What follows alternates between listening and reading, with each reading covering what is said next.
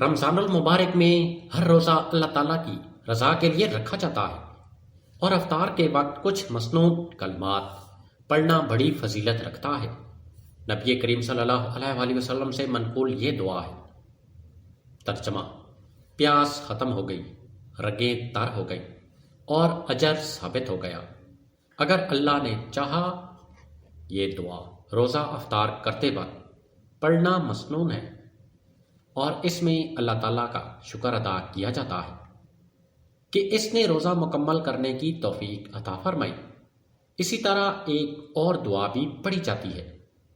ترجمہ: اے اللہ، میں نے تیرے لیے روزہ رکھا، تجھ پر ایمان لایا، تجھ پر بھروسہ کیا اور تیرے رزق سے افطار کیا۔ رمضان کے دوسرے روزے کے بعد کوئی الگ خاص کلمات لازم نہیں ہوتے، بلکہ ہر روزہ افطار کے وقت یہی مسنون دعائیں پڑھنی چاہیے۔ رمضان کا مہینہ عبادت، صبر اور تقویٰ کا مہینہ ہے، جیسا کہ قرآن میں سورۃ بقرہ میں ارشاد ہے کہ روزے تم پر فرض کیے گئے تاکہ تم متقی بن جاؤ۔ اس لیے ہر روزہ اخلاص کے ساتھ رکھیں اور افطار کے وقت اللہ کا شکر ادا کریں۔